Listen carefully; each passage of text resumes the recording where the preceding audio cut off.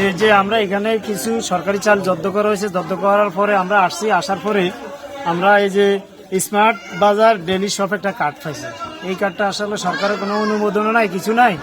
এই কার্ডটা দিয়ে ওনারা মহিলাদের কাছ থেকে একটা গ্যাস্ট্রিকের ওষুধ দিয়ে, যেই গ্যাস্ট্রিকের ওষুধটা আপনার কোনো সরকারি কোনো নেই, ডকুমেন্ট নেই।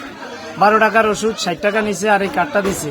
এই কার্ডটা কেন দিছে এবং কি জন্য দিছে আমরা আপনার সরকারের দৃষ্টি আকর্ষণ করে বলতেছি, এবং কি সুবর্ণচর ইউনু মহোদয়ের দৃষ্টি আকর্ষণ করে বলতেছি, আপনারা এগুলো একটু তথ্যটা করে একটু আমাদেরকে করবে।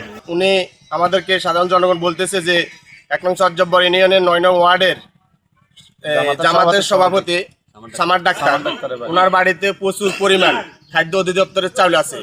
উনি ওই চাল বিক্রি করতেছে সাধারণ মানুষ থেকে। আমাদের প্রশ্ন হলো যে এই চাল বিক্রি করার তো কোনো প্রশ্ন আসে, যেহেতু এটা সরকারি চাল, খাদ্য অধিদপ্তরের চাল, এটা তো মানুষকে আল্লাহর রাস্তা দেওয়ার কথা।